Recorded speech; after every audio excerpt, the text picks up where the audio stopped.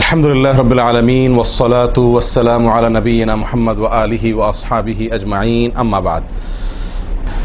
সম্মানিত ভাই বন্ধুগণ, আজকে সংক্ষেপে আমরা কিছু কথা আর্জ করার ইরাদা রাখি অজুর বিষয়ে। অজুতে আমাদের যে সমস্ত ভুল ত্রুটিগুলো সচরাচর হয়ে থাকে সে বিষয়ে সামান্য কিছু কথা আর্জ করার ইরাদা রাখি। ওয়া মা তাওফীক ইল্লা বিল্লাহ। আমরা সকলেই কমবেশ জানি যে অজু বা পবিত্রতা এটা হলো সালাতের চাবি। নবী সাল্লাল্লাহু আলাইহি ওয়াসাল্লামের সূরা আবু দাউদে বর্ণিত হাদিসে আসছে, তিনি বলেছেন মিফতাহুস সালাতি আত-তাহুর, সালাতের বা নামাজের চাবি হলো কি? পবিত্রতা বা অজু। তো চাবি যদি ঠিক থাকে, পারফেক্ট হয়, তাহলে তালা খুলবে। আর যদি চাবি পারফেক্ট না হয়, ঠিক না হয়, তাহলে সেক্ষেত্রে তালা খুলবে না। ওই চাবি দিয়ে আপনি ঘরে প্রবেশ করতে পারবেন না। মনে করুন জান্নাত হলো আমার ঘর বা গন্তব্য, ঢুকতে হলে আমাকে সালাতের তালাটুকু খুলে ঢুকতে হবে, অর্থাৎ সালাত পড়ে ঢুকতে হবে, আর তার চাবি হলো পবিত্রতা। তাহলে পবিত্রতা চাবি, তার তালা হলো সালাহ, আর সালাহ পড়ে আমি ঢুকতে চাচ্ছি জান্নাতে। তাহলে আমার শেষ গন্তব্যে, অর্থাৎ আমি যে জায়গাটা যেতে চাচ্ছি সেই জায়গায় জান্নাতে যেতে হলে আমার সালাত ঠিক হতে হবে, আর সালাত ঠিক হতে হলে তার চাবি ঠিক থাকতে হবে। তালা ঠিক থাকতে হলে, তালা খুলতে হলে চাবি ঠিক থাকতে হবে। সেটা হলো কি? সালাত, তাহারাত বা পবিত্রতা। তো পবিত্রতার সবচাইতে কমন পবিত্রতা হলো অজু। এই অজুর বিষয়ে আমাদের বেশ কিছু ত্রুটি, বেশ কিছু ভুল ভ্রান্তি হয়ে থাকে। অজুর যে ভুলগুলো হয়তো আপনিও করেন, আমরাও করছি প্রতিনিয়ত, কিন্তু জানি না। তো সেগুলো নিয়ে আমরা সংক্ষেপে আলোচনা করব। নবী সাল্লাল্লাহু আলাইহি ওয়াসাল্লাম বুখারী মুসলিমের হাদিসে আসছে, তিনি বলেছেন লা তুকবালু সালাতুন বিগাইরি তাহুরিন, পবিত্রতা ছাড়া কোনো সালাত কবুল হবে না। কোনো সালাত আল্লাহর কাছে অ্যাকসেপ্টেড, গ্রহণযোগ্য হবে না কি ছাড়া? তাহারাত ছাড়া, অজু ছাড়া।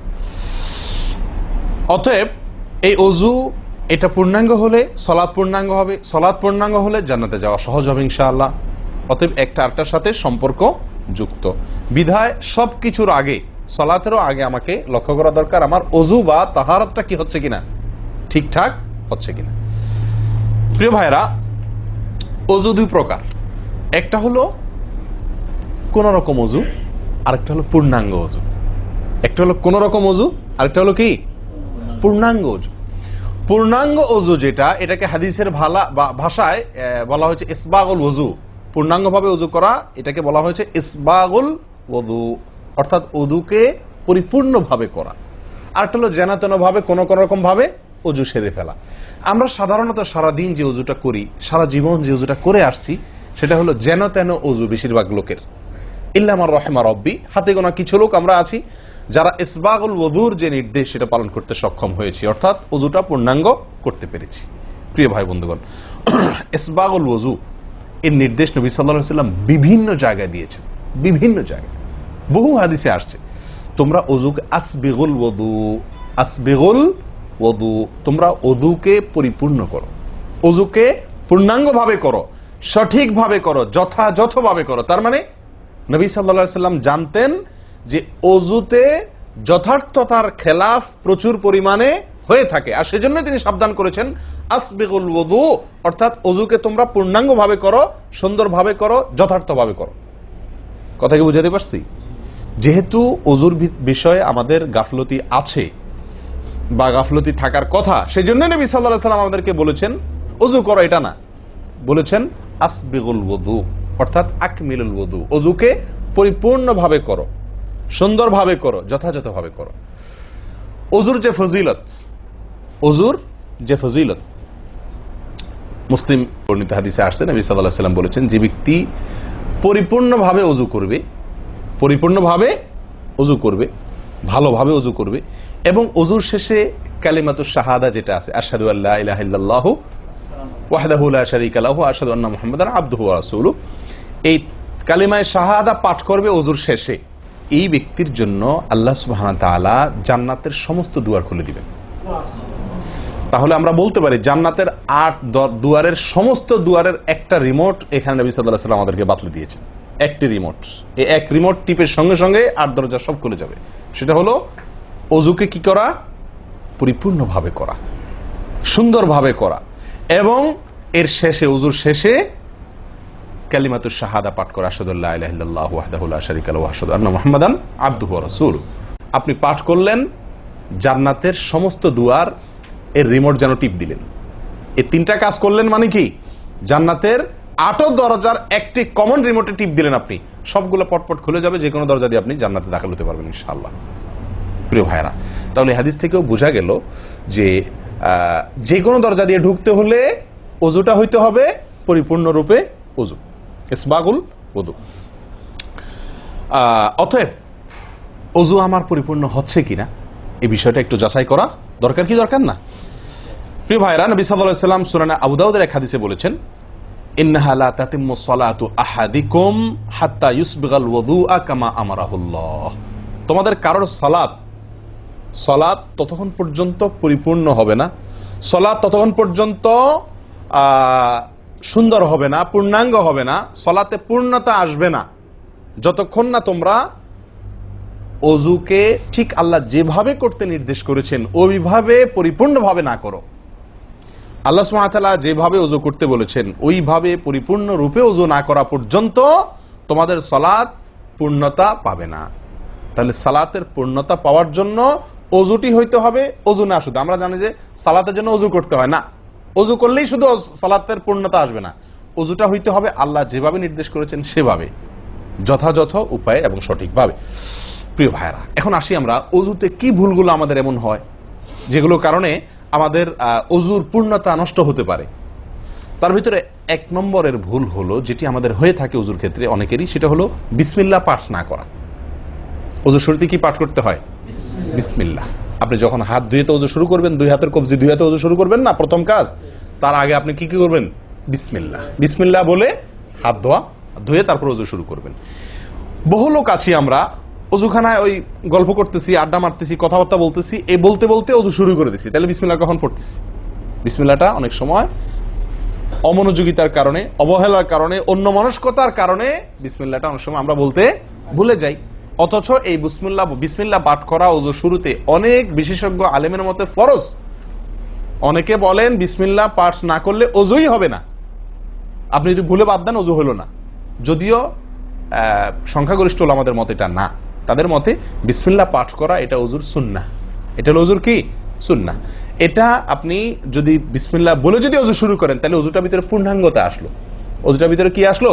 পূর্ণাঙ্গতা আসলো। ওযুটার ভিতরে ওযুটা আপনার হৃষ্টপুষ্ট হলো।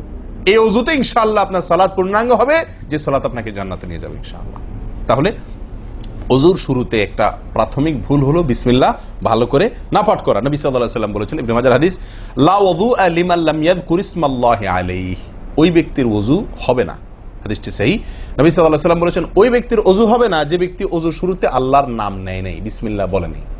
এখন ওযু হবে না বলা হয়েছে, এই হবে না বলতে হাদিস বিশেষজ্ঞ উলামা ইকরাম এবং ফুকাহা ইকরাম বলেন, এখানে হবে না বলতে ওযুর ওই প্রাণ হলো না, ওযু পূর্ণাঙ্গ হলো না, ওযুটা যেভাবে হওয়া দরকার ছিল সেভাবে হলো না, কোন রকম হয়ে গেল মার্শাল হাল, সালাত আদায় হয়ে গেল, দায়িত্ব খালাস হয়ে গেল, কিন্তু এটা যেভাবে আল্লাহ সুবহানাহু ওয়া তাআলা চাচ্ছেন, নবী সাল্লাল্লাহু আলাইহি ওয়াসাল্লাম চাচ্ছেন, যেভাবে ওযুর নির্দেশ আসছে সেভাবে হলো না। যদি আমি বিসমিল্লাহ পাঠ না করি, তাহলে বোঝা গেল ওযু করার সময় আপনি কারোর সাথে কথা বলছেন, খোশ গল্প করছেন, মোবাইলে আলাপ করছেন, অন্য কোনো ব্যস্ততায় আছেন, অন্য কোনো ধ্যানে আছেন, ওই অবস্থায় হাত ধুয়ে ওযু শুরু করে দিলেন, বিসমিল্লাহ পাঠ করলেন না। এটা হলো একটা ত্রুটি। এই ত্রুটি আমাদের হয় কিনা মাঝে মধ্যে? অনেকে তো আছেন নিয়মিতই করেন না, অনেকে আছেন করেন কিন্তু ওই যে অন্য মানুষকে হয়ে গেলে হাত ধুয়ে শুরু করে দিয়েছেন আর বিসমিল্লাহ আর বলেন নাই। তাহলে আপনি যে কোনো কাজের শুরুতে বিসমিল্লাহ বললেন কি না বললেন সেটা এত বেশি গুরুত্বপূর্ণ না, যত বেশি গুরুত্বপূর্ণ ওযুর শুরুতে বিসমিল্লাহ পাঠ করা, কারণ এটার জন্য পৃথক নির্দেশ এসেছে। এমনি তো একটা কমন নির্দেশ আছে, নবী সাল্লাল্লাহু আলাইহি ওয়াসাল্লাম বলেছেন, কুল্লু আমরিন জিবারিন লাম ইউবদা বিবিসমিল্লাহ ফাহুয়া আবতার ওয়া ফি রিওয়ায়াতিন ফাহুয়া আকতা। যে কোনো গুরুত্বপূর্ণ কাজ আল্লাহর নাম দিয়ে শুরু না করলে সেটা অপূর্ণাঙ্গ থাকে, কাজটা অর্ধেক থাকে, অর্ধেকা থাকে, অপূর্ণাঙ্গ থাকে, পূর্ণাঙ্গতা আসে না যে কোনো ভালো কাজ। কিন্তু ওযুর বিষয়ে নবী সাল্লাল্লাহু আলাইহি ওয়াসাল্লামের আলাদা নির্দেশ আছে, ওযু হয় না এমন কথা তিনি বলেছেন। তাহলে বোঝা গেল ওযুর শুরুতে বিসমিল্লাহ পাঠের উপরে আমাদের সাবধান হতে হবে। এখন একটা সমস্যা হলো, আমরা আজকাল বেশিরভাগ লোক ওযু করি হলো টয়লেটের মধ্যে, আর টয়লেটের মধ্যে আল্লাহর নাম নেওয়া নিষেধ, ঠিক না ঠিক?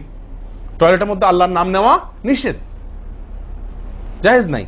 তাহলে আমাদের ওযু যদি টয়লেটে আপনার বাথরুমের ভেতরে যে কি করি ওযু করি, তাহলে আমি বিসমিল্লাহ বলতে পারবো না কারণ আল্লাহর নাম নেওয়া বাথরুমে নিষেধ, টয়লেটে নিষেধ, আবার বিসমিল্লাহ না বললে আমার ওযুটাও পূর্ণাঙ্গ হচ্ছে না, তাহলে আমি করবোটা কি? বলেন সমাধানের পথ কি? কি করব? কি নিষেধাজ্ঞা অমান্য করে বিসমিল্লাহ বলবো, নাকি আপনার বিসমিল্লাহ ছেড়ে দেব?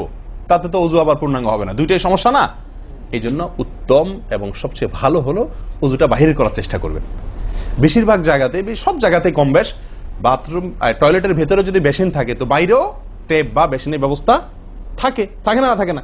বিশেষ করে বাসা বাড়িতে অথবা অফিস আদালতে দেখা যায় যে ওই টয়লেটে অনেক সময় আমরা কি করে ফেলি, ওযু করে ফেলি। এটা উচিত না, এটা একটা ভুল আমাদের। ওযু আমরা করব বাহিরে। কেন? কারণ টয়লেটে ওযু করতে গেলে আল্লাহর নাম নিতে হচ্ছে, আর আল্লাহর নাম নেওয়া নিষেধ। আমি সেখানে আল্লাহর নাম নিতেও পারছি না আর নাও নিতে পারছি না। যদি নেই তাহলে আল্লাহর নাম নিয়ে গুনাহ করছি টয়লেটে, আর যদি না নেই তাহলে আমার ওযুটা অপূর্ণাঙ্গ থেকে যাচ্ছে। ঠিক না ঠিক? এই জন্য আমরা উত্তম হলো ওযু করব কোথায়? বাইরে এসে যে কোনো টেপে। কথা কি বুঝাতে পারছি? বাইরে এসে একান্ত যদি কখনো আপনি বাধ্য হয়ে যান, বাইরে ভিড় নাই, ব্যবস্থা, সেটা ভিন্ন কথা। আর বাসা বাড়িতে যদি এরকম কোনো বাসা বাড়িতে যে বাইরে কোনো সিস্টেম নাই, আপনার নিজের বাসা না, আপনি ঠিক করতে পারতেছেন না, তো কমপক্ষে বেসিন এবং আপনার টয়লেটের কমোডের মাঝখানে কি দিব? একটা পর্দা বা ওয়াল কোনো কিছু দিয়ে নিব ইনশাআল্লাহ। কথা বুঝতে পারছি ভাই? আল্লাহ তাআলা আমাদের সকলকে এই বিষয়টি লক্ষ্য করার তৌফিক দান করেন। তাহলে ভাই আমরা বিসমিল্লাহ পাঠ করব ওযু শুরুতে, লক্ষ্য করব ইনশাআল্লাহ যাতে করে ওযু শুরুতে বিসমিল্লাহ পাঠে ভুল না হয়। মনে থাকবে তো ইনশাআল্লাহ? আল্লাহ আমাদের তৌফিক দান করেন। দ্বিতীয় যে ভুলটি হয় ভাই, 199 জনের বলবো, তার চেয়ে বেশি হতে পারে, হাজারের ভিতরে 10 জন মানুষের হয় কিনা আমার সন্দেহ আছে এই কাজটা সঠিকভাবে করতে পারি না। সেটা হলো ওযুর সময় মিসওয়াক করা। ওযুর সময় কি করা ভাই? মিসওয়াক করা। এটি এত গুরুত্বপূর্ণ সুন্নাত যে নবী সাল্লাল্লাহু আলাইহি ওয়াসাল্লাম বলেছেন, বুখারীর হাদিস, লাউলা আন আশুক্কা আলা উম্মতি লা আমারতুহুম বিসওয়াকি ইনদা কুল্লি ওযু। বুখারীর হাদিস। নবী সাল্লাল্লাহু আলাইহি ওয়াসাল্লাম বলেন, আমার উম্মতের জন্য যদি কঠিন না হতো, তাদের জন্য কষ্টের কারণ না হতো, তাহলে আমি তাদেরকে বাধ্যতামূলক করে দিতাম, ফরজ করে দিতাম কি? প্রত্যেক ওযুর সময় মিসওয়াক করা।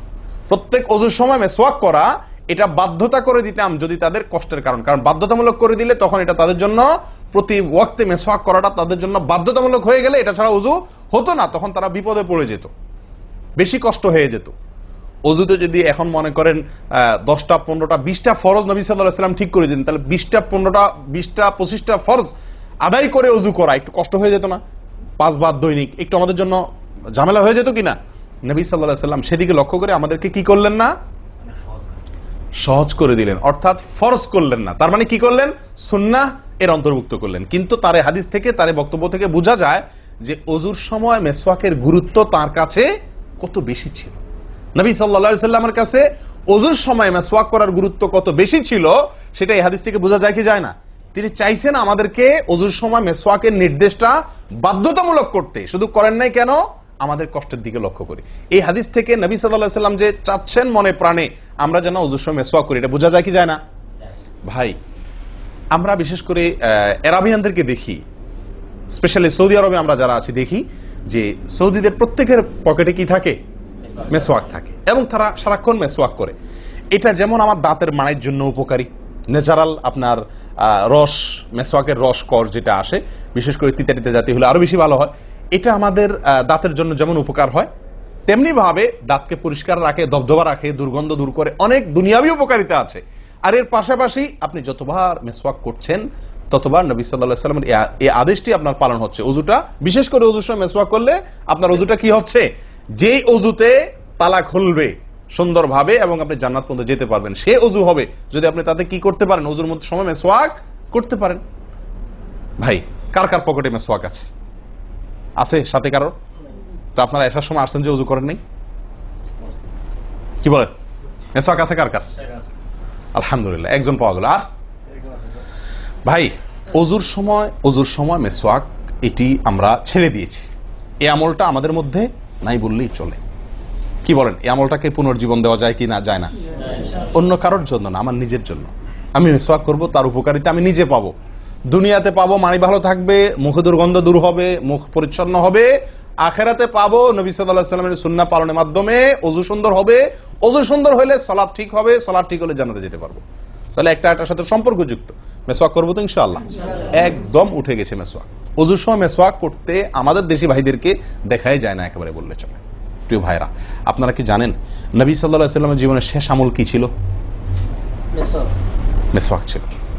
নবী করিম সাল্লাল্লাহু আলাইহি ওয়াসাল্লামের জীবনের শেষ আমল, যে আমলের পরে আর কোনো আমলের সুযোগ পান নাই, এই আমলের পরে তিনি দুনিয়া থেকে বিদায় নিয়ে গেছেন। তার জীবনের লাস্ট আমল কি ছিল? মেসওয়াক। তিনি আয়েশা রাদিয়াল্লাহু তাআলা আনহার কোলে মাথায় রেখে শুয়েছিলেন মৃত্যুর ঠিক আগ মুহূর্তে। শরীরে আর শক্তি ছিল না মেসওয়াক চিবানোর মতো। নতুন মেসওয়াক চিবায়া ওটাকে নরম করবেন, এই শক্তিটা ছিল না। আল্লাহ রাসূল সাল্লাল্লাহু আলাইহি ওয়াসাল্লাম আয়েশা রাদিয়াল্লাহু তাআলা আনহাকে দিলেন, আয়েশা মেসওয়াকটা আমাকে একটু চাবায়া দাও। তিনি চাবায়া নরম করে দিলেন। এরপর নবী সাল্লাল্লাহু আলাইহি ওয়াসাল্লাম মেসওয়াকটা করলেন। বাস, এই মেসওয়াকের পরে তার মৃত্যু এবং এই মেসওয়াকের মাঝখানে আর কোনো আমল করার সুযোগ ছিল না। ভাই, কত গুরুত্বপূর্ণ আমল বোঝা উচিত। ওযুর সময় মেসওয়াকটা উঠে গেছে, আমরা কি করবো ইনশাআল্লাহ? সবসময় মেসওয়াক পকেটে রাখবো তো ইনশাআল্লাহ? ওযুর সময় মেসওয়াক কখন করবেন, এটা নিয়ে ওলামাদের দুটি মত পাওয়া যায়। বেশিরভাগ ওলামাদের মত এবং বিশুদ্ধ মত হলো কুলি করার সময় আমরা মেসওয়াক করব। কুলি করার সময় আপনি বিসমিল্লাহ বলে হাত ধুলেন, এরপরে কুলি করলেন। মেসওয়াক করতে হবে এভাবে, সোজাসুজি, উপরে নিচে না, পাশাপাশি, ঠিক আছে? মেসওয়াক দিয়ে এভাবে আপনি খুব বেশি সময় করা দরকার না, একটা ঘষা দেন উপরের মাড়িতে, আরেকটা ঘষা দেন নিচের দাঁতে, দিয়ে এবার একবার কুলি করে ফেলান, ঠিক আছে? আবার মেসওয়াক দিয়ে একটা ঘষা দেন, আবার একটা ঘষা দেন, আবার কুলি করে ফেলেন। এভাবে 3 বার মেসওয়াক করেন, 3 বার কুলি করেন, বাস সুন্নাত আদায় হয়ে গেল। কথাকে বুঝাতে পারছি? আল্লাহ তাআলা আমাদের সকলকে তৌফিক দান করেন। প্রিয় ভাইরা, তাহলে ওযুর মধ্যে আমাদের যে খুঁতগুলো আছে আমি সেগুলো ধরা দেওয়ার চেষ্টা করছি। একটা বড় খুঁত, যে খুঁত থেকে আমরা বেশিরভাগ লোকই মুক্ত নই, সেটি হলো মেসওয়াক বিহীন ওযু। লক্ষ্য করবো তো ইনশাআল্লাহ? আল্লাহ আমাদেরকে আমলের তৌফিক দান করেন। একান্ত না থাকলে আঙ্গুল দিয়ে করলেন, কিন্তু আপনি নিয়মিত আঙ্গুল দিয়ে করলেন সেটা না, মেসওয়াকই করা উচিত। ভাই, 3 নম্বর যে ভুলটা আমাদের হয়ে থাকে সেটা হলো কুলির মধ্যে। দেখেন প্রত্যেকটা কাজেই কিন্তু আমি একটা একটা করে আপনার দেখাচ্ছি ওযুর, প্রত্যেকটা কাজে আমাদের ত্রুটিগুলো হয় কিভাবে দেখেন। কুলির সময় ভুল হয়। কি ভুল হয়? কুলিটা যেভাবে করার কথা সেভাবে আমরা করি না। হাদিসে কুলির বিষয়ের নির্দেশ এসছে, সেটাকে বলা হয়েছে মদমাদা। মদমাদা আরবি শব্দ, এটার বাংলা অর্থ হয় কুলি করা বা কুলকুচি করা বা কুলকুচা করা। এই কুলি বা কুলকুচা এটা হলো মুখের ভিতরে আপনি হাতের কষে করে পানি নিয়ে মুখে নাড়বেন, এরপরে ফেলবেন, আবার হাতে নিবেন, কিছু সময় নাড়বেন, 1 সেকেন্ড হোক 2 সেকেন্ড হোক, এরপরে ফেলবেন। এটা হলো কুলি বা কুলকুচা। আমরা বেশিরভাগ সময় এরকম করি আলহামদুলিল্লাহ। যখন ব্যস্ত থাকি, যখন হুলস্থুল থাকে, কোনো সময় কোনো কাজের তাড়া থাকে, তখন অনেক সময় আমরা কি করি? হয় কি না হয় না? মুখে নিলাম আর ঢাললাম, মুখে নিলাম আর ঢাললাম। আমি জানি না আপনাদের হয় কিনা এরকম। আমি দেখছি এরকম অনেক সময় হয়। আপনারা একমত কিনা? নিলাম মানে ব্যস্ততার কারণে হয়তো জামাত শেষ হয়ে যাচ্ছে বা অন্য কোনো কারণ আছে, অথবা দেরিতে আসছি, তো তখন মুখের ভিতর নেওয়া আর ফেলাও, এতে কুলি হবে না। হাদিসে যে কুলির নির্দেশ আসছে সেই কুলি হবে না। এটা মুখে পানি দিলেন আর বাইর করলেন, এটাতে কুলি হইতে হলে আপনাকে মুখে পানি দিবেন, নাড়বেন। ভাই, কুলিটা কেন করতে বলা হয়েছে? মুখের ভেতরটা কি করার জন্য? পরিষ্কার করার জন্য। আপনি যদি মুখে পানি নেন আর বাইর করেন, তাহলে কি মুখ পরিষ্কার হবে? আপনাকে তো মিনিমাম 1-2 সেকেন্ড হলেও নাড়তে হবে জিনিসটা, পানিটা, তাহলে আপনার মুখটা কি হবে? পরিষ্কার বা পরিচ্ছন্ন হবে। আল্লাহ তাআলা আমাদেরকে আমলের তৌফিক দান করেন। ভাই, তাহলে কুলির ত্রুটিটা বুঝতে পারছেন তো? তাড়াহুড়া করে অনেক সময় মুখে পানি নিয়ে ফেলে দিই আমরা, এটা করা যাবে না। নাম্বার 4, নাকে পানি দেওয়া। দেখেন একটা একটা করে দেখেন, প্রত্যেকটাতে ত্রুটি আছে। আল্লাহুল মুস্তাআন। নাকে পানি দেওয়া, নাকে পানি দেওয়ার যে নির্দেশ আসছে হাদিসে, এটাকে বলা হয় ইস্তেনশাক। ইস্তেনশাক আরবি ব্যাকরণ অনুযায়ী এটা বাবে ইস্তিফআলের মাসদার বা ক্রিয়ামূল, যেটার মধ্যে এক্সট্রা ভাবে টানা, আকর্ষণ করার অর্থ যার মর্মের ভিতরে আছে। তো ইস্তেনশাক শব্দের মূল অর্থ হলো পানি টানা, নাকে পানি টানা। আমরা নাকে পানি টানি না, দেইও না।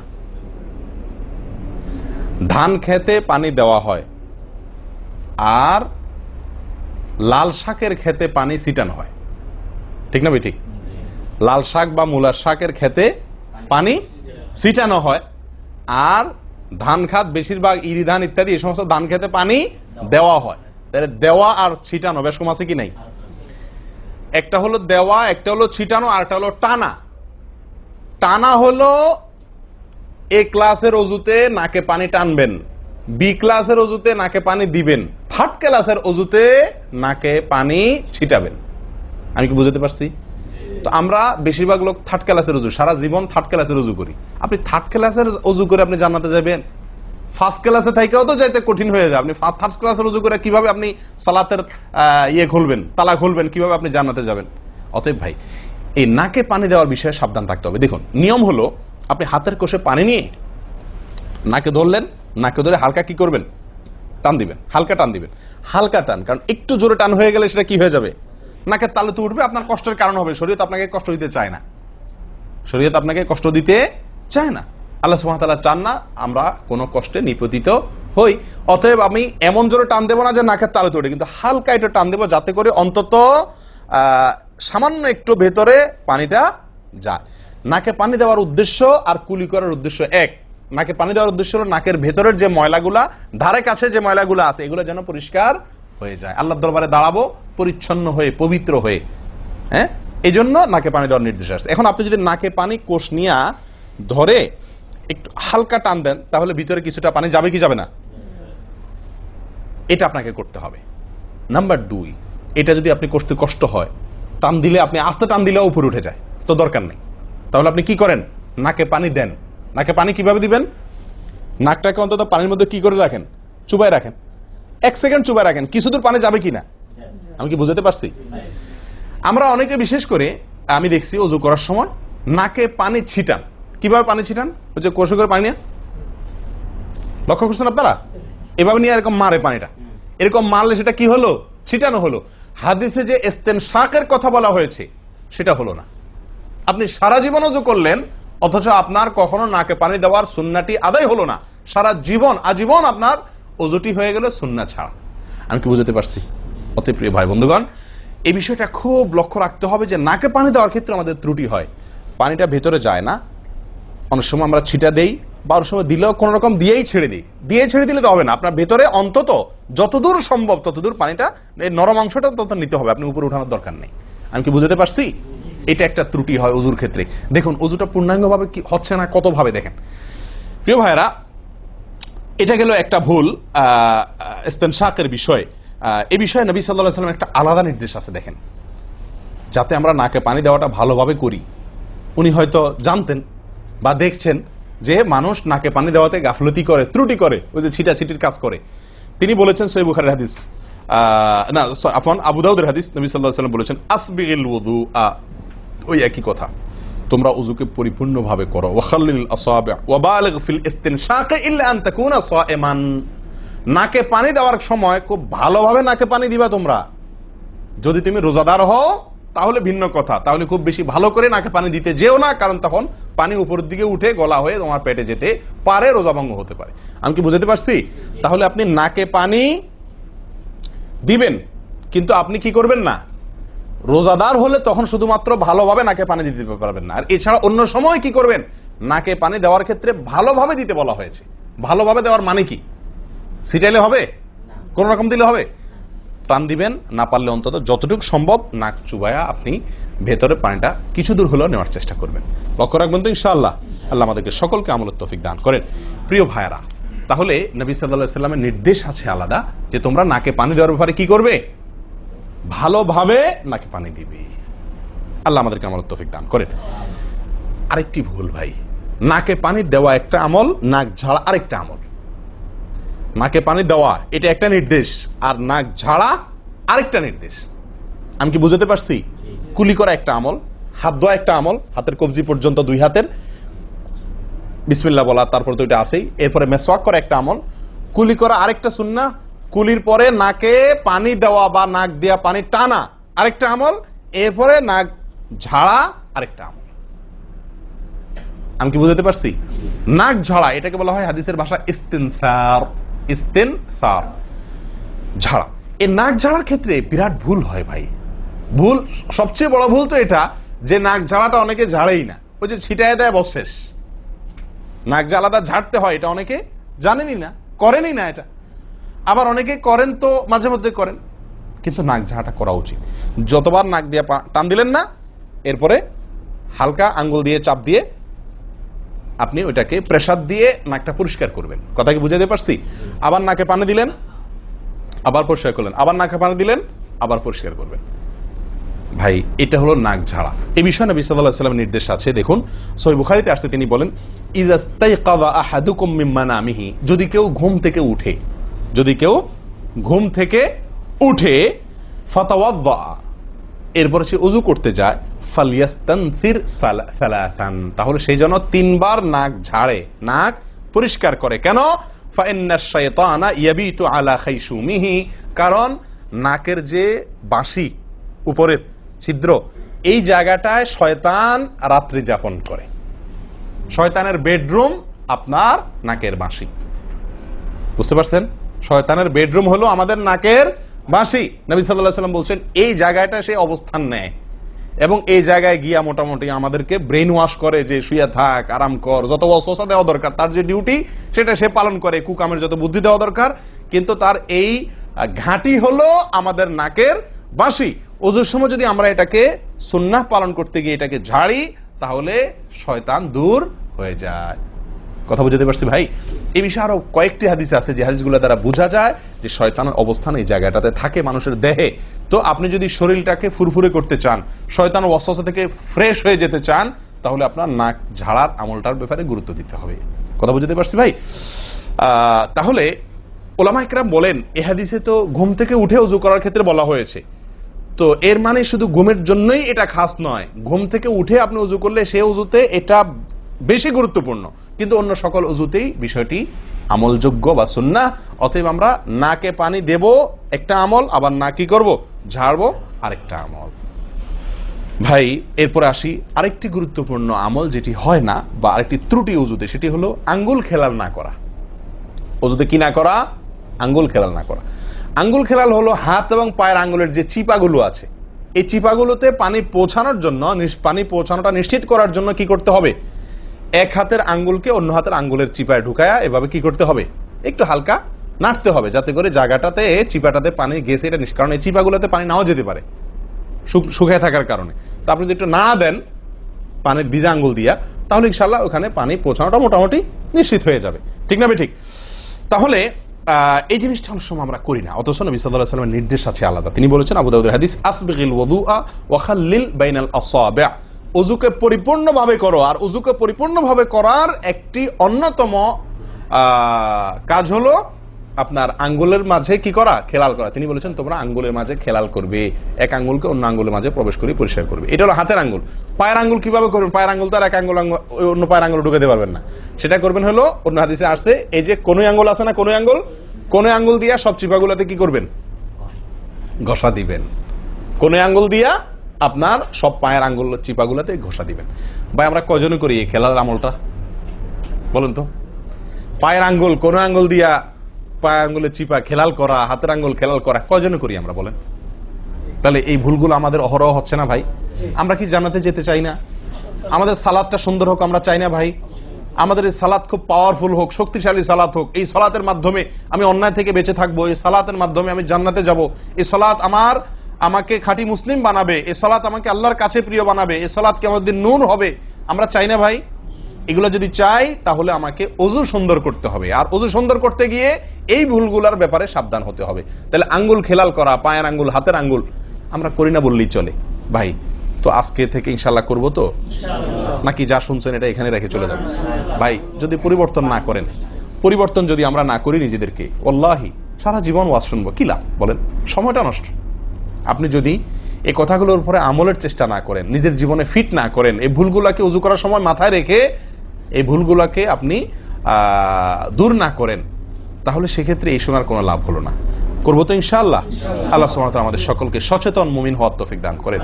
সচেতন মুমিনের পরিচয় হলো মুমিন তার প্রত্যেকটা ভুলকে শিখবে, সংশোধন করবে, শিখবে, সংশোধন করবে। এভাবে করতে করতে করতে সে মুমিন হিসাবে কোয়ালিটিফুল আফার ক্লাসের মুমিন হতে পারবে, আল্লাহর কাছে প্রিয় পাত্র হতে পারবে। চেষ্টা করবো তো ইনশাআল্লাহ। আল্লাহ আমাদের সকলকে তৌফিক দান করেন। প্রিয় ভাইয়ারা, ওযুর ক্ষেত্রে আরেকটি ভুল এই যতগুলো ভুল বললাম এর ভিতরে বড় দুটি ভুল বলে ওজুর ভুলকে আমরা শেষের দিকে চলে আসছি। একটি বড় ভুল হলো শুকনা থেকে যাওয়া। কোনো জায়গা যদি আপনার অবহেলার কারণে শুকনা থেকে যায়, ওজুর অঙ্গগুলো যেগুলো ধুইতে হবে, তার কোনো অঙ্গ যদি শুকনা থেকে যায়, ওজু হবে? ওজু হবে না। এক ব্যক্তি ওজু করে আসছেন, নবী সাল্লাল্লাহু আলাইহি ওয়াসাল্লাম দেখেছেন তার ওজুর কোনো জায়গা শুকনা আছে, তিনি বললেন যাও আবার ওজু করো, তোমার ওজু হয় নাই।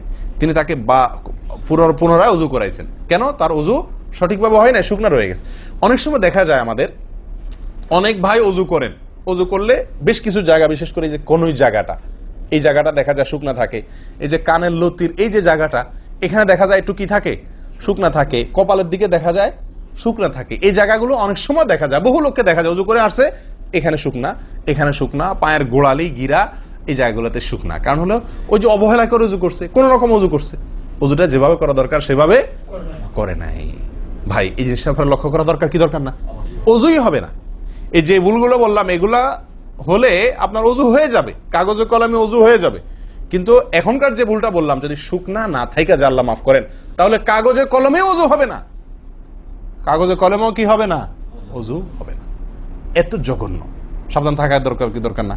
আল্লাহ তাআলা আমাদেরকে সাবধান হওয়ার তৌফিক দান করেন।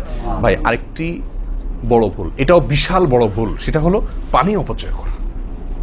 পানি অপচয় করা, আল্লাহ মাফ করেন, এটা থেকে মুক্ত আমরা কেউই না বোধ হয় এই যুগে।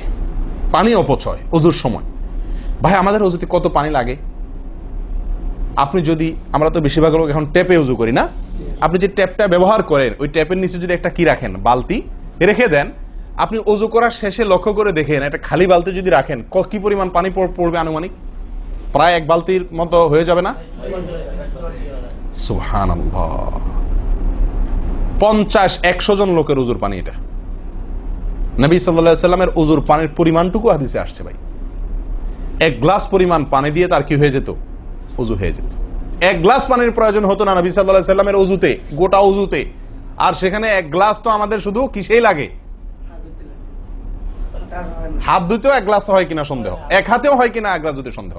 ভাই হাসির বিষয় না, এটা খুব জঘন্য অপরাধ, জঘন্য অপরাধ। আল্লাহ সুবহানাহু ওয়া তাআলা কোরআনে কারীমের ভিতরে কি বলেছেন?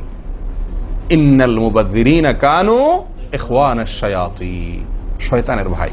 হারাম পানি অপচয় করা, পানি অপচয় করা। সাহাবায়ে কেরাম জিজ্ঞেস করছেন, ইয়া রাসূলুল্লাহ, আমরা তো কেউ বলবো ভাই এই যে নির্দেশ নিষেধ এগুলো তো সাহাবীদের যুগে পানির টানাটানি ছিল, মরুভূমি এলাকার লোক ছিল, তখনকার বোধহয় সমস্যা। ভাই এখন তো আমাদের যুগে আলহামদুলিল্লাহ কি আছে? প্রচুর পরিমাণে পানি আছে, পানির তো অভাব নেই আল্লাহর ফজলে। আমরা কেউ হয়তো মনে করি যে অনেক পানি আছে, এখন বোধহয় আর এই এত টানাটানি করে ওযু করার প্রয়োজন নাই। আমি বলবো না ভাই, এটা ভুল। সাহাবায়ে কেরাম জিজ্ঞেস করছেন নবী সাল্লাল্লাহু আলাইহি ওয়াসাল্লামকে, ইয়া রাসূলুল্লাহ, যদি আমরা সমুদ্রে থাকি, নৌকায় যাচ্ছি, জাহাজে যাচ্ছি, সমুদ্রে পানির কোনো অভাব নাই, সেখানে পানি ব্যবহারের ক্ষেত্রেও কি আমাকে হিসাব করে করতে হবে? অতিরিক্ত করলে হিসাব দিতে হবে? নবী সাল্লাল্লাহু আলাইহি ওয়াসাল্লাম হাবাচক উত্তর দিয়েছেন। ও ভাই, তাহলে বোঝা গেল যে পানি ট্যাঙ্কিতে আছে, আপনার লাইনে পানি আছে, এই জন্য আমি পানি অপচয় করার অনুমতি আমাকে শরীয়ত দেয় নাই। অতিরিক্ত পানি ব্যবহার করলে আমাকে হিসাব দিতে হবে। সবচেয়ে উত্তম, সবচেয়ে ভালো হয় ভাই, আপনি যদি সম্ভব হয় বদনা বা কোনো জগ ইত্যাদিতে, মগ ইত্যাদিতে আপনি ওযু করেন, সবচেয়ে ভালো। টেপের মধ্যেই বেসিনে একটা মগ রেখে দিলেন, ওইটা দিয়া ঢেলে ঢেলে আপনি ওযু করেন, তাহলে পানি অপচয় হওয়ার সম্ভাবনা সবচাইতে কম। ট্যাপ ছেড়ে দিয়ে যে আমরা ওযু করি, আমরা যেভাবে ওযু করার কথা বলছি, এই যে মেসওয়াক করতে হবে, এরপরে কুলি করতে হবে, নাকে পানি দিতে হবে, আবার নাক ঝাড়তে হবে, এই কাজগুলো করতে একটা গ্যাপ হয় না? গ্যাপ, এই গ্যাপের সময় যদি আপনি টেপে ওযু করতেই হয়, তাহলে গ্যাপের সময় টেপ বন্ধ করতে হবে। আমি কি বুঝতে পারছি? গ্যাপের সময় টেপ বন্ধ করে এরপর আপনি মেসওয়াক করেন, টেপ বন্ধ করে এরপর আপনি নাক ঝাড়েন। আপনি টেপের পানি পড়তেছে, এদিকে আপনি অন্য কাজ করতেছেন, তাহলে এটা অপচয়ের গুনাহ হয়ে যায়। ভাই আমি ওযু করছি ইবাদত করার জন্য, ওযু করছি আল্লাহ সুবহানাহু ওয়া তাআলাকে সন্তুষ্ট করার জন্য, আবার কাজ যেটা করতেছি ওযুর মধ্যে পানি অপচয় করে, সেটা হলো শয়তানের ভাইয়ের কাজ, শয়তানের কাজ। তাহলে শয়তানের কাজ করে আল্লাহকে খুশি করা যাবে? ভাই এই ওযুতে আল্লাহকে খুশি করা যাবে? এই ওযুতে আল্লাহ সন্তুষ্ট হবেন? ওযু করলে নবী সাল্লাল্লাহু আলাইহি ওয়াসাল্লাম বলেছেন, দিনে 5 বার ওযু করলে, একটা মানুষ 5 বার গোসল করলে যেরকম তার শরীরে ময়লা থাকে না, একটা মানুষ দিনে 5 বার 5 ওয়াক্ত সালাতের জন্য ওযু করলে ওই লোকের অন্তরে বা ওই লোকের ভেতরে গুনাহ থাকে না, আল্লাহ তাকে গুনাহ থেকে পরিচ্ছন্ন করে দেন, পবিত্র করে দেন, ধুয়ে পরিষ্কার করে দেন 5 বার ওযু করার মাধ্যমে। ও ভাই, ওযু আমাকে পরিষ্কার করে দিবে, আমাকে পবিত্র করে দিবে, আমাকে পরিচ্ছন্ন করে দিবে, আমাকে সাফ করে দিবে। কখন? যদি ওযুটা আমি সুন্দরভাবে করি। আমার অজুতে যদি এত বড় ভুল হয় যে পানি অপচয় করে আমি হারামে লিপ্ত হই, গুনাহে লিপ্ত হই, তাহলে আমার সে অজু আমাকে পরিচ্ছন্ন করবে না, পবিত্র করবে না, সুন্দর করবে না, আল্লাহকে সন্তুষ্ট করা যাবে না। প্রিয় ভাইরা, আমি আবারও বলছি, এই ভুল থেকে আমরা কেউ মুক্ত নই। আল্লাহ মাফ করুক, ইল্লা মার রাহিমা রব্বি, হাতে গোনা দুই একজন ছাড়া আমরা কেউ মুক্ত নই ভাই। উজু করার সময় পানি অপচয়, আজকে টেপের যে কালচার, এই টেপ ছেড়ে আমাদের উজু করা, এটা জঘন্য একটি ভুল। যদি টেপটা আমি ছেড়ে রাখি, হ্যাঁ আপনি উজু করছেন, বন্ধ করে নিচ্ছেন, আবার দরকার হচ্ছে চালাচ্ছেন, এটা হলে ঠিক আছে। আপনি যদি এটা করতে যান পাবলিক অজুখানাতে, হয়তো পিছন থেকে কেউ আপনাকে তাড়া মারবে, আরে ভাই তাড়াতাড়ি করেন, দেরি করতেছেন, মারুক ভাই তাড়া, সে তাড়া মারুক, কিন্তু আপনার উজুটা কি করতে হবে? আপনাকে কোয়ালিটিফুল উজু করতে হবে। আল্লাহ তাআলা আমাদেরকে সে উজু করার তৌফিক দান করেন। উজুর ক্ষেত্রে আরেকটা ভুল হলো ভাই, চাপাচাপি করে উজু করা, উজু ধরে রাখা, চাপাচাপি করে উজু ধরে রাখা, এই ভুলটা প্রচুর পরিমাণ হয়, বিশেষ করে শীতের দিনে। গরমের দিনে আলহামদুলিল্লাহ ওয়াজ করার দরকার হয় না, মনে না মানে উজু দরকার না হলে উজু করি আমরা, ঠিক আছে না, বিশেষ করে এই মরুভূমি এলাকাতে, গরমের জায়গাতে। কিন্তু শীতের দিন আসলে সুবহানাল্লাহ, আসরের উজুতে চেষ্টা করি টেনে টুনে এসা পর্যন্ত নিয়ে যাওয়ার জন্য, ঠিক না ঠিক? একটা চেষ্টা থাকে যে আসরের উজুতে মাগরিব গেছে, যেহেতু পেশাবের বেগ আছে, বায়ুর বেগ আছে, বাথরুমের বেগ আছে, তো একটু চাইপা চুপা যদি ধরে রাখতে পারে, এসাটা হয়ে গেলে এসা বড় তারা উজু করা লাগলো না, খালাস, উজু করাতে বেঁচে গেলাম ঠান্ডার দিনে, ঠিক না ঠিক? এই অলসতাটা আমরা অনেকে করি কি করি না, এটা উচিত না। উজুর ক্ষেত্রে এটা একটা বড় ভুল। প্রথম কথা হলো, আপনি যদি পেশাবের বেগ থাকে, বায়ুর বেগ থাকে, আপনি সালাতে দাঁড়ালে সালাতে মনোযোগ সেভাবে হবে না। সালাতে যেরকম মনোযোগ দরকার, আল্লাহর সঙ্গে আপনার যেটা মানে বান্দার সঙ্গে গোলামের যে একটা বিনয় প্রকাশের ব্যাপার আছে, সেটা হবে না যদি আপনার কি থাকে, অজুর মধ্যে ওই প্রেসার থাকে, পেশাব বা পায়খানার বেগ থাকে। ভাই মানুষ যে কোনো কাজেই, ভালো কাজ মনোযোগ দিয়ে করতে হলে পেশাব পায়খানার বেগ থাকলে করা যায়? তাহলে আপনার সালাতের ভিতরে খুশু খুশু কিভাবে আসবে? আপনার সালাত, যে সালাত আপনাকে সফলতা এনে দিবে, যে সালাত আপনাকে জান্নাত পর্যন্ত নিয়ে যাবে, সেই সালাতের জন্য তো খুশু খুশু দরকার, আপনার মনোযোগ দরকার, আপনার স্থিরতা দরকার। স্থিরতা তো আসবে না যদি আপনার মন থাকে টয়লেটে। আপনি আছেন মসজিদে, দেহ আছে মসজিদে, মনটা আছে টয়লেটে, তাহলে তো এই সালাত পূর্ণাঙ্গ হবে না।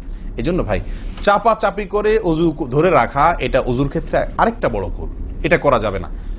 যারা চাপাচাপি করে অজু ধরে না রেখে অজু ছুটতেছে, ছেড়ে দেয়, এরপরে যা উজু করে আসে, এদের জন্য বিশাল বড় পুরস্কার আছে, বিশাল বড় পুরস্কার, একটি নয়, তিনটি পুরস্কার। নবী সাল্লাল্লাহু আলাইহি ওয়াসাল্লাম বলছেন, মুসলিমের হাদিস, আলা আদুল্লুকুম মা ইয়ামহুল্লাহু বিহিল খাতায়া ওয়া ইয়ারফাউ বিহিদ দারাজাত। নবী সাল্লাল্লাহু আলাইহি ওয়াসাল্লাম বলেন যে, আমি কি তোমাদেরকে বলে দিব না যে কোন আমলটি মানুষকে তার ভুল ত্রুটিগুলো আল্লাহ তাআলা মাফ করে দেন এবং আল্লাহর কাছে তার মর্যাদা, গ্রেড বাড়তে থাকে, ইমানদার হিসাবে তার গ্রেড বাড়ে এবং আল্লাহ ভুল ত্রুটি মাফ করেন। কোন আমলের মাধ্যমে? তোমাদের কি বলে দিব না? সাহাবা ইকরাম বললেন, বালা ইয়া রাসূলুল্লাহ, হ্যাঁ ইয়া রাসূলুল্লাহ, আপনি বলে দিন। তখন নবী সাল্লাল্লাহু আলাইহি ওয়াসাল্লাম বললেন, ইসবাগুল wudu'i আলাল মাকারিহ, ইসবাগুল wudu'i আলাল মাকারিহ। প্রথম আমল, অপছন্দ, কষ্ট, ঠান্ডা, শীত, অথবা পানির অভাব, কিনা বুঝু করতে হইতেছে, যে কোনো কষ্টকে উপেক্ষা করে, কষ্টকে সহ্য করে যে ব্যক্তি অজু করে, অজু আটকায় রাখে না, এই ব্যক্তি, তাকে আল্লাহ সুবহানাহু ওয়া তাআলা তার গুনাহ যেমন মাফ করবেন, তার মর্যাদাও আল্লাহ তাআলা বৃদ্ধি করে দিবেন। তাহলে বোঝা গেল, সাধারণ অজু এটার চাইতে আপনি যদি অজুকে কি করেন,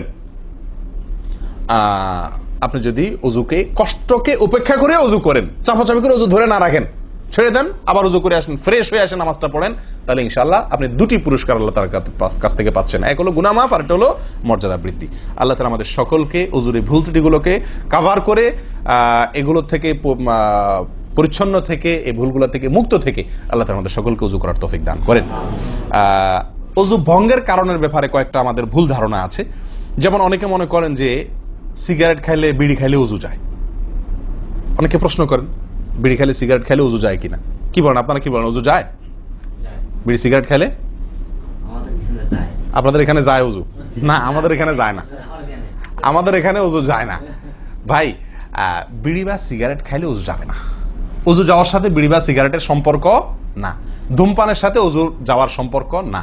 তাহলে আপনারা কেউ বলবেন, তাহলে হুজুর, তাহলে তো বিষয়টা, তাহলে বোঝা গেল ধূমপানটা তাহলে এত বড় কিছু না। আপনি যেরকম সোজা করে দিলেন যে ধূমপান করলে কি যাবে না, ওযু যাবে না। আমরা তো জানতাম এটা মারাত্মক কোনো বড় অপরাধ, এটা করলে ওযু যাবে, আপনি বলতেছেন ওযু যাবে না, তাহলে তো বোধহয় এটা ছোট অপরাধ। না ভাই, ওযু যাবে না তো আমল যাবে, ঈমান যাবে। ওযু গেলে তো কোনো ব্যাপার ছিল না, ওযু যাওয়া কোনো দোষের কিছু ভাই। একজনের ওযু আছে, তার বায়ু আসছে, ওযু গেল। একজনের ওযু আছে, পেশাব করলে ওযু চলে গেছে, তার কোনো দোষ করছে সে? আপনারা বুঝেন না আমার কথা? ওযু চলে গেলে সেটা কি দোষের কিছু? তাহলে এটা তো আমার বড় কিছু না, দোষের কিছু না। বিড়ি খাইলে, সিগারেট খাইলে ওযু যাবে না তো, ওযু যাওয়া তো দোষের কিছু না। এর চেয়ে বড়টা যাবে, তাকওয়া যাবে। কি যাবে? তাকওয়া ছুটে যাবে, মুত্তাকির খাতা থেকে নাম কাটা যাবে। বুঝেন না কথা? নেক আমলদারের খাতা থেকে নাম কেটে যাবে, গুনাহগার হবে, গুনাহে লিপ্ত হলো সে। ওযু ভাঙলে তো দোষের কিছু হতো না, ভুল তেমন কোনো ক্ষতির কিছু হতো না, কিন্তু তার চাইতে বড় ক্ষতি হবে। কিন্তু ওযু ভাঙবে না বলে তাহলে কি সিগারেট খায় ডাইরেক্ট মসজিদে চলে আসবো? না, সেটা জায়েজ নাই। সিগারেট যদি খান, এই বদ অভ্যাস যদি থাকে, হারামে লিপ্ত হওয়ার অভ্যাস থাকে, আল্লাহ হেফাজত করুক, সবাইকে ফিরে আসার তৌফিক দান করুক। কমের পক্ষে মুখকে ভালো করে ফ্রেশ করে, পরিষ্কার করে, ব্রাশ করে, মেসওয়াক করে, দুর্গন্ধ দূর করে তারপর মসজিদে আসবেন। কথা বুঝে আসছে? যাতে অন্য মানুষ কষ্ট না পায়। অনেকে মনে করেন হাঁটুর উপরে কাপড় উঠলে ওযু ভেঙে যায়, ঠিক না? ঠিক। আপনারা কি বলেন? আপনাদের দেশে ওযু ভাঙেনি? আপনাদের এখানে ভাঙে? আচ্ছা, ভাঙতে পারে। কোন কোন এলাকাতে হাঁটুর উপরে ওযু কাপড় উঠলে কি করে? ওযু ভাঙে। এটা অনেকে বলেন যে ভাই সতর যদি খুলে যায়, হাঁটুর উপরে কথা না, সতর খুলে গেল, কেউ ওযু করার পরে উলঙ্গ হয়ে গেল কাপড় পাল্টাতে গিয়া বা কোনো কারণ, এক কথায় ওযুর পরে যদি সতর খুলে যায় ওযু ভাঙবে না। কিন্তু আমাদের অনেক দেশে, অনেক এলাকাতে ওযু ভাঙে না ভাই। এই যেখানে ভাঙে সেখানে আসলে ভাঙা উচিত না। ওযু আপনার সতর খুললে কি হয় না? ওযু ভঙ্গ হয় না। এর সাথে ওযু ভঙ্গ হওয়ার সম্পর্ক নেই। ওই যে বলছি, ধূমপানের মতো। সতর যদি অন্য মানুষের সামনে খোলেন আপনি, তাহলে ওযু ভাঙলে তো দোষের কিছু হতো না। এখানে তাকওয়া ভাঙবে, ওযু ভাঙবে না। আমি কি বুঝাতে পারছি? এর চেয়ে বড় অপরাধ হবে, কবিরা গুনাহ লিপ্ত হলেন আপনি, ফরজ তরক হয়ে গেল, আপনি বড় গুনাহ করলেন। ওযু ভাঙলে তো এমন দোষে কিছু হতো না, কিন্তু ওযু ভাঙবে না। অনেকে মনে করে টিভি দেখলে, সিনেমা দেখলে, নাটক দেখলে, গান ফান দেখলে ওযু ভাঙে না। এটার সাথেও কি নাই? ওযু ভাঙার সম্পর্ক নাই। ওযু ভাঙার সম্পর্ক নির্দিষ্ট কিছু কাজে, পেশাব করলেন, পায়খানা করলেন, বায়ু ছাড়লেন, ঘুমাইলেন, ওযু ভাঙে এগুলাতে। কিন্তু আপনি সিনেমা দেখলেন, খারাপ কিছু দেখলেন, এই দেখলেই আপনার কি হবে না? ওযু ভাঙবে না। হ্যাঁ, একটা কথা ঠিক যে আপনি এই যে কাজগুলোর কথা বললাম, আপনি সিগারেট খাইলেন, আপনি আল্লাহ মাফ করেন কোন হারামে লিপ্ত হলেন, আপনি সতর খুললেন মানুষের সামনে, আপনি সিনেমা দেখলেন, টিভিতে খারাপ হারাম কিছু দেখলেন, তাহলে কি করতে হবে? ওযু করা উত্তম। ওযু করা, এগুলা করার পরে বিনা ওযুতে নামাজ না পড়ে ওযু করে নামাজ পড়া উত্তম। কেন?